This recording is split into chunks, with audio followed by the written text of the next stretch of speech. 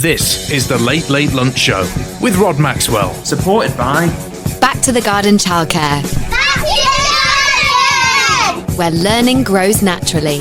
Today I am speaking with Owen Miekle-Williams, who is the man behind a music festival called After All Music, which is once again coming to you from Manchester City Centre across a number of different venues. So we're going to talk about that. We're going to talk about music in general. Owen, how are you? I'm great. Thanks for having me back, Rod. It's great. It's good to see you. So let's just talk about After All to begin with. You created this brand, this music festival, a number of years ago. How many of these have you been running? Yeah, so technically this is the 8th festival we've done this year. We started in 2019 with the inaugural one, and 2020 didn't really happen. It was online. Yeah. 2021 was a smaller gig, but still quite a big gig, so we called it a festival. And then every year since. Wow. And the nice thing about this is that it's a festival that's in the heart of Manchester, around a number of different venues, so you can get around them dead easy, and you don't have to camp if you know, and it's over a couple of days. And also you curate the bands, and they're up and coming bands. Some of them are very well established in the local scene. Yeah, we have it every year in May, apart from one year in April, but that was a scheduling issue. We have it in one day every year. 30 to 40 bands normally, three to four venues, and normally about 10 to 20 quid a ticket. There we go, got it out. Which is a good price. We just get a load of small bands to come and perform, have fun, network with a load of other bands, and sometimes tours have started because of these gigs. Okay, well, look, we'll talk about the lineup, and we'll talk about the music industry generally and the Manchester music scene today. So we're speaking with Owen Miekle-Williams. He's the guy behind After All Music Festival. After All Festival, it's coming to you in May, and we'll find out how we can get your tickets very soon. You listen to Rod Maxwell on the Late Late Lunch Show, Radio Alta, and I'm delighted today to be speaking. It's almost like an annual thing, this. We have an annual get-together. I try and make an effort to make it on this show. Yeah, well, and I always love to find out about this festival. It's called After All Music Festival. Let's just go back to the origins of this, because the After All was really in response to lockdown, was it not? And after all, the music brings us together. Is that what it was? No, actually, it was 2019 was the first one. It was after the Manchester attacks back in 2017, of course. 22nd of May. I course. came up with this quote: "After all that's happened, let music bring us together." Because I saw the people in the street singing "Don't Look Back in Anger." I thought, how beautiful and wonderful is that? Despite everything that's happened, they came together and they sang, and it made me weep. I'm choking up thinking about it now. And I came up with that quote, and then a few years later, when we were coming up with the name for the festival, which was a completely nightmare scenario, by the way. Don't try and come up with a name for things. It's terrible. No, I know. It's horrible. When we were coming up with that, the quote came back into mind, and we had to make it personal. And so we came up with that, After All. And I love it actually, because it's unique. I haven't seen anybody ever use that type of branding before. And you do need a distinctive brand, because a lot of what you've got to do is do social media to promote your festival, because there's a lot of festivals out there. Yeah, there's a lot of festivals out there, and I love every single one of them. Every single festival I've ever been to has always been so much fun, seeing how other people run their festivals compared to how I do. I get inspiration from them, and we talk it through how we do it. And sometimes I meet bands that have played the festival at other festivals as well. Right. But what I like about this one is that it focuses on bands that are up and coming. They're all doing originals, and then you've got bands that fall into that sort of more matured category, if you like, the likes of Inigo, the likes of James Holt, for example, and you're mixing those two together, and that's a really nice thing. Yeah, we try and get a mix of experienced to inexperienced, because, well, you want to see people do really well on stage, but you also like seeing the pure talent and passion in the younger bands. For example, the last few years, from I think 2023 onwards, we've had a tradition where 2024 onwards, I should say, Nope, 2023. I was right the first time. The first band on every year is their first ever gig. Nice. So back in 2023, it was Molly Andrew. 2024 was Johnny Blade, who is now headlining one of our stages. That's how well he's done these past few years. And last year was Lydia Reddy, the younger sister of one of our favourites, Jacob Reddy. Oh, right, okay. Absolutely fantastic. And they perform together on stage sometimes as well. And that's getting on festivals is quite hard for these bands these days, isn't it? Because the big festival brands, you've almost got to sell your soul to get onto them. Yeah, you've got to stroke some egos of some people in charge, and I'm don't get me wrong, I run a festival, I have a bit of an ego again. I have to. It's the industry. But if a band says, "Oh, we want to perform," I was like, "Yeah, all right, sounds good to me. Send an application in. We'll try and get you on." Well, let's talk about take a break and then talk about the music scene and what you're seeing around Manchester. What's coming through now, and how healthy is the band scene today? On the show, we're talking about the After All Music Festival. It's a festival is coming to the centre of Manchester across Band on the Wall, Gulliver's, the Rose and Monkey as well. And we're talking to the guy behind that, Owen Miekle-Williams. We'll be back with him in a couple of minutes. This is the Late Late Lunch Show with Rod Maxwell. Supported by Where little explorers grow naturally. So, Owen, what do you make of the music scene today? Because it's probably at its most confused, I think, in a lot of ways. Yeah, I've got mixed feelings on this, Rod. Look, the music industry is what I work in, and I will always love it. I feel at the moment it's a bit oversaturated with bands. And I don't get me wrong, some of these bands are absolutely amazing, and I love working with them, and I will never stop love working with them. But sometimes the music can feel a bit oversaturated. As my dad likes to say, and I'm sure you've heard him say it, the four-piece indie band routine, which is you see four blokes on stage, the lead singer may or may not have a guitar, and every song sounds the same. Some bands need something to identify themselves, something to differentiate themselves. Otherwise, they just blur into the mix. And that I actually feel now that you're getting into the scene where actually your visual and what you do online and what you're doing on video, etc., is as important as the music in some ways. Absolutely. Music videos, photography, and the music itself, obviously, it's a massive important part. I did a podcast just the other day, actually, with RGM and Carl Maloney, and they are massive promoters of the music scene and the videos and the photography and everything. They're journalists through and through, but they promote the music as well. It's brilliant.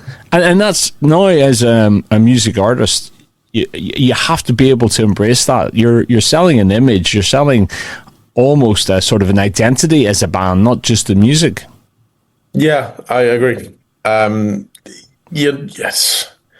It's the ego thing I was just saying about, you need to have some sort of ego to work in this industry. If you don't, then you won't have an identity either. And I guess that also goes for a festival then. So you've had to create a brand. You have to have consistency in the style of that, consistency in the level of performance of the bands. That's not easy to make happen. No, it's not, and this year's been tougher than it ever has been in the past. Because we've been using Band on the Wall as the main stage, and very, very famous venue, massive stage, biggest stage we've ever done actually. So I've had to bring in my best friend to help me out, Sam Hugh Jones, who was in a band called the Elephant Trees a few years ago, and then Trunk after that. And he's in loads of bands nowadays, including Solo, Quiet, and Where Oceans Burn. So he's quite a busy man, but he's been helping me run this entire festival. Honestly, could not have done him without them this year.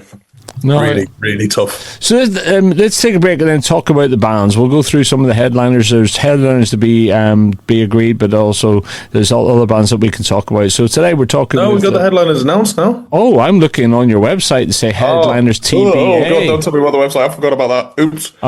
Right. Well, you can tell us what the headliners are then. All right. We'll come back and we'll talk to Owen and we'll find out the headliners of After All Music Festival, or the After All Festival, I should say, from the 16th of May. The Late Late Lunch Show with Back to the Garden Childcare. Natural beginnings for bright futures. Tell us, who's headlining After All this year? So we've got 4 stages this year. We've got Band on the Wall main stage, and the headliners for that stage is Dirty Laces. Oh, Dirty Laces, okay. Yeah. Right. Got the acoustic stage, which is Rose and Monkey. That's been headlined by James Holt, who is a long-time friend of the festival. Mm-hmm.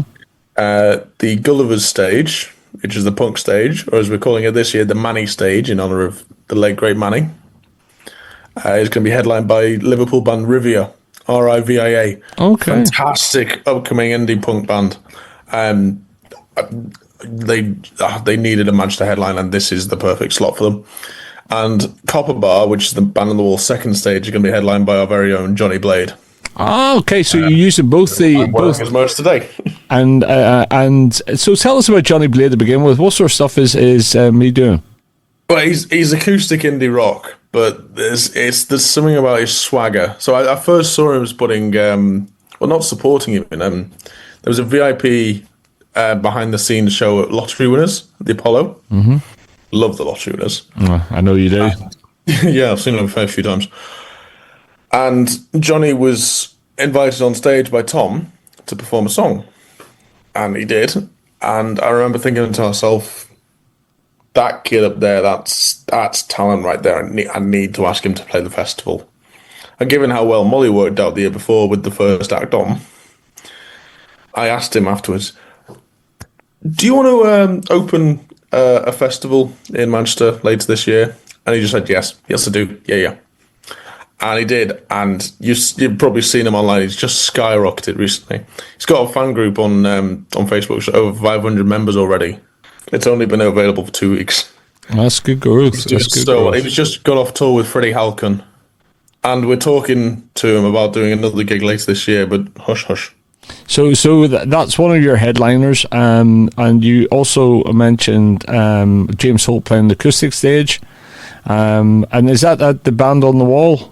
That's a Rose and Monkey, the Rose James and Monkey. Holt one, yeah. Okay. I've known James Holt since I was about 15 years old. I don't want to say we came up on the scene together. He was already on it, but he was at uni while I was at a music club at Band on the Wall. Right. And we were all working together on making music.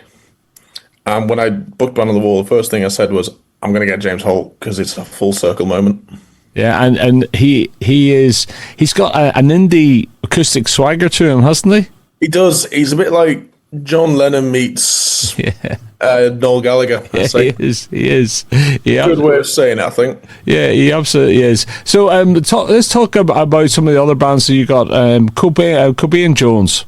Cobain Jones. He's a good lad. He's going to be main support for James Holt on that stage. So another sort of acoustic type act. Yeah, it's an acoustic stage. It makes sense. Yeah. We got someone called Joseph Davis on that stage as well. It's his first ever Manchester gig, so he's going to be our starter gig this year. Okay. Also on that stage is Jacob Reddy and Lydia Reddy, who are going to perform together probably. Right. Nick Shane as well, who's coming all the way down from Glasgow. Nice. He came on last year. He came on, did half an hour set, and just had so much fun. We had to invite him back because he was just such a good person. Cool. The Copper Bar stage, Johnny Blade headlining. We got the Tails as the main support on that stage. We think we might do rearranging, but that's where it stands at the moment.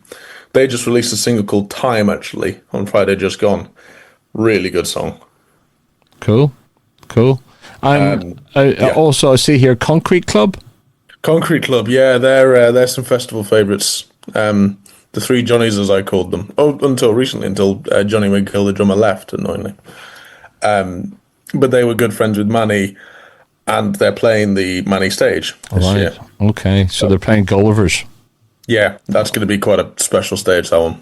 Yeah. They're playing along with Information Highway, Pageant Mum, and a load of other bands. Cool. And the Gullivers has a certain feel to it, doesn't it? I often think it feels a bit rock like. I don't know what it is. It's got that sort of downbeat. I know what you mean. You know? I know what you mean. It's the feeling of you're in a rock venue as soon as you enter. Yeah, and the fact that it sort of sits in the middle of the pub, just behind the bar. It's a very unique. That's Castle. Oh, that's that castle. That's over the road. Yep. I'm thinking of Castle. So I'm right. Okay, Gulliver's. I am using Castle for a gig about 2 weeks after, actually. Bangkok Comfort Club are heading over from the US. Because Castle. For the first ever UK tour. Castle's very cozy in a way, isn't it? And it suits. It is, yeah. It suits But bands of a certain Gulliver's and size. Castle are run by the same people. That's where I'm getting But confused. there's a very similar feel to them. I'm getting confused. Right. Well, look, let's take another break. And I want to come back and talk to you about Manny, actually, because you've obviously dedicated one of the stages at Gulliver's, I think you said, to him. And we'll just talk about the influence he's had on the Manchester scene. Today, I'm talking to Owen Miekle-Williams. We're talking about the After All Festival. You can go on the 16th of May. Tickets will be available now through Fatsoma. And if you go to afterallmusic.co.uk, you'll find more information. We'll take a break. Be back with Owen in a couple of minutes' time. This is the Late Late Lunch Show with Rod Maxwell. Supported by Child-led learning in nature's playground. So, Owen, you've dedicated one of the stages to Manny, and I mean, he was an immense musical figure in Manchester. And, Yeah, he was. and a bassist who played with such, I don't know, looseness and rhythm about it. It was quite something. What did he mean to you? To me, he was a bassist and a musician, but to a lot of other people, he was a lot more. So it's not about what he means to me, it's about what he means to the music scene as a whole, I think. In the past, we dedicated stages to Manchester music legends. So back in 2022, dedicated one stage to John Hall, who was just a brilliant guy. We called it the Hippie Boogie stage. He passed away, and we loved him, and we dedicated a stage to him. Year after, we dedicated one to Brian Spink, who was another promoter. I remember Brian, yes, and He was yeah, lovely. We called it the Spink stage. It was the introducing stage. It was the young bands, which he was a massive promoter of the young bands. We decided Manny this year because a lot of people passed away last year, but I don't think many famous Manc musicians or well-known, or not even famous or well-known, meaningful Manc musicians meant as much to the Manchester music scene as Manny did. He was such a champion of the young music scene.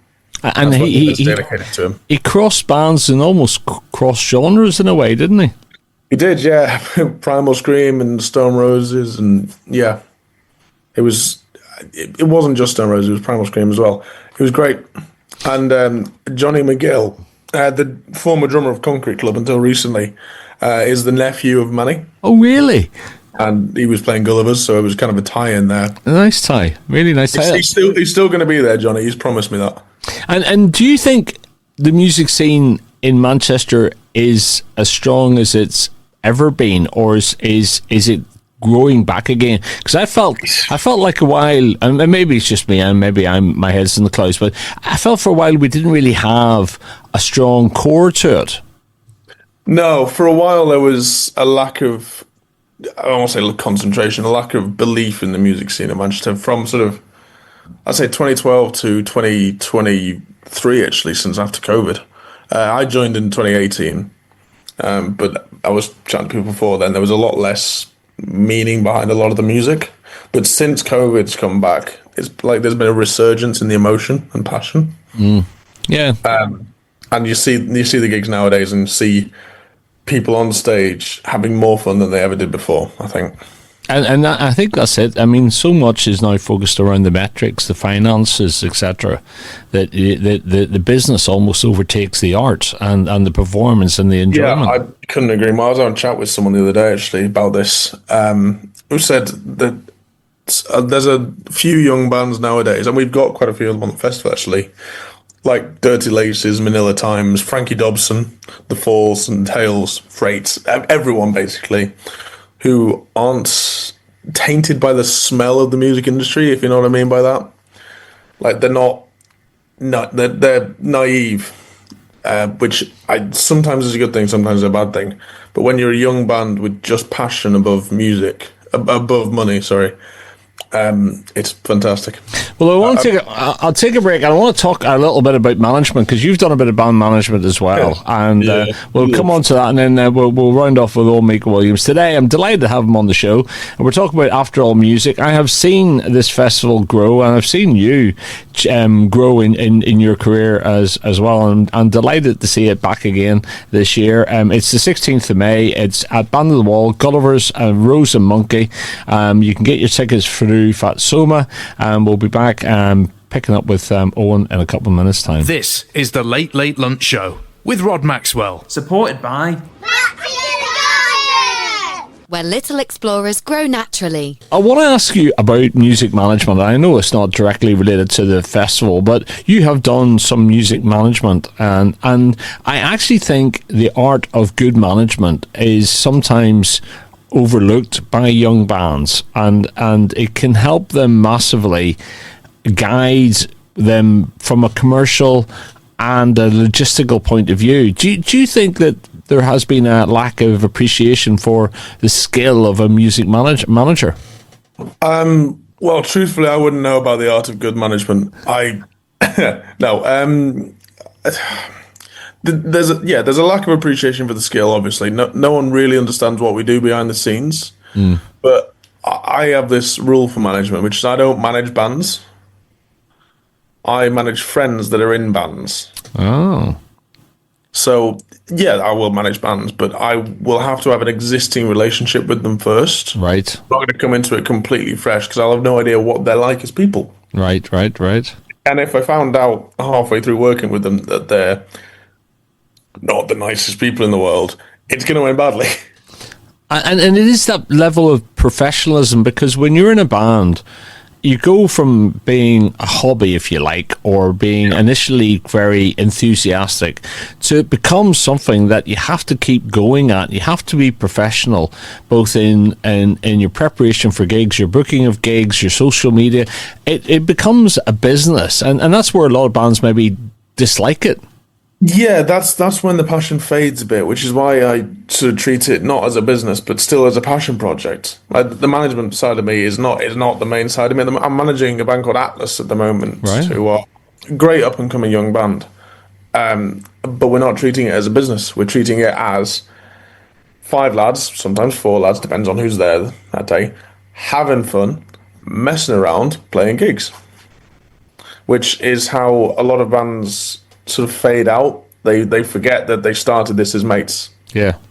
They think, oh, it's business. Oh, we need to do this. We need to do this. It's like, you got into this to have fun, not to make money. If you got into it to make money, then what are you doing in the industry? And that's where the magic can lose, the gel can go from the band, can't it? And that's why I think good management protects the band so that they can still stay in that sort of artistic bubble, if you like. Well, yeah, I've got a quote, which is, if I was in it for the money, I'd be doing something else. Which sort of rings true to this day. I do need a bit of money to survive, don't get me wrong. But yeah, it's the passion just fades after a while if you're in it just for the money. Well, I'll tell you what, that's a good point to take a break, and then we'll come back and talk about where you can get your tickets, how much they cost for After All Music. After All, I keep on saying the After All Music Festival. It's After All Festival. It's a music festival with After All in it. I'll take it. All right, and it's the 16th of May. It's in the centre of Manchester. I love city centre gigs because you can go from venue to venue. You can pop in, have a bit of lunch as well. You make a full day of it, and you don't have to camp. You don't have to have your wellies on. There's something quite nice about that. We'll be back with Owen Miekle-Williams, the man behind it all, and talking about where you can get your tickets, how much it costs, in a couple of minutes' time. This is the Late Late Lunch Show with Rod Maxwell. Supported by Where little explorers grow naturally. So, Owen, it's the 16th of May, one day, 3 venues, several stages, and tickets now are available via Fat Soma. And you're doing this alongside with a couple of companies that are supporting you. RGM is one. Yeah, we love RGM. We love Carl Maloney. Yeah, good guy. He's been a massive supporter for the last few years. Sponsored most of the festivals. Pufferfish Press have done our press for this year. They did it a few years ago as well. We love working with them. They're good. And Wax and Beans as well. We love them. I can't say enough. We love them. Who are they now? I've not heard of them. They're a coffee shop in Bury, which is also a record shop. Oh, Opposite the Bury Met. Right. Fantastic group of people, and they promote young bands all the time, and they help out in the music scene. Nice. Tickets for After All Festival. You can see 30 odd bands for £21.50. Which is, kind of decent. It's well, when you think of the cost of some gigs coming to Manchester these days, it is that is like a fraction. It's considerably cheaper. Yes. Yes. I just bought Rush tickets earlier today, and I'm now holding a second mortgage. It is incredible, isn't it? It's that's one word for it. And I do think it's because the demographic. I think we're in a period of time now, Owen, where a lot of older people who have got, a disposable income to spend and are now going to gigs to remind them of what it was like when they're in their teens and 20s. Well, yeah, that's why we do the festival, to remind people what it was like, also to tell people what it will be like in the future. And that is, I'm seeing that more and more in gigs now, where you've got multiple generations going to the gigs, and you couldn't actually say who's a typical gig goer these days, really. No, got no idea what they look like. No, that's the beauty of it. Yeah, it's so wide, and the nice thing about it is, for the artists, we're selling a T-shirt, selling maybe a bit of vinyl. Is important. You've got people there who actually have got a bit of money to do that, because a lot of young kids don't. Well, I always try and buy merch at gigs because it's CD or anything, unless it's at a venue that takes a percentage of the merch sales, and that is very common. Oh my god, I hate that. I know. Because these bands, they only make their money from merch, and exactly. Like, no, actually, we want that. Yeah. So I'll just message the bands afterwards and say, "Can I have one?" Yeah. Well, I'll give it to you. I mean, we could do a whole podcast on we really could, honestly, the commercials of the music industry, but it may not do you any good, and it probably wouldn't do me any good. But maybe we should talk about that sometime. But it is fascinating, and this is where actually you need somebody with a good head to help you navigate this, because I don't think people would believe some of the goings on commercially in the music industry. No, you really wouldn't at this point. I don't believe it sometimes. No. The backhanded, under the table payments, I'm going to take this much money so you don't get this amount of money. Sometimes I love the music industry, but sometimes I really can't stand it.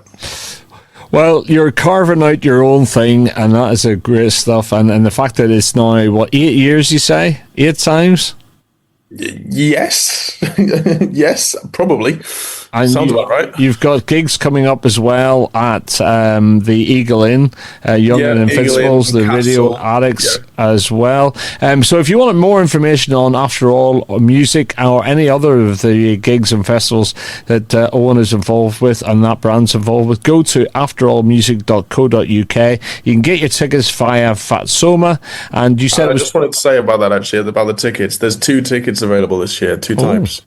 We've got the After All general entry ticket, but we've also got something new we're calling the Grassroots ticket, which is £41. It's a bit more, but with it you get a limited edition, limited print T-shirt for After All Festival, made by Northern Couture, who used to be at the Altrincham Market. Oh, yes. Yeah, Joe. Nice. He's doing our limited edition T-shirts this year, and fantastic shirts, by the way. Oh, he's a cool geezer too. Yes, and he's doing our shirts. So limited edition, and you can get a Grassroots ticket. Oh, good. Well, look, that's it. We will. I'm looking forward to that, and it's good to catch up with you. So it is, Owen. And say hello to the family, and don't forget After All Music. You can go to afterallmusic.co.uk if you want to see some proper grassroots music in some fantastic venues in the centre of Manchester on the 16th of May. Go to afterallmusic.co.uk for 20 odd quid. You can see a raft of bands all packaged up in a few venues right in the centre of Manchester. Owen, I'll speak to you soon. Thank you, mate. I'll see you at the festival. You will. This is the Late Late Lunch Show with Rod Maxwell. Supported by Back to the Garden Childcare, where learning grows naturally.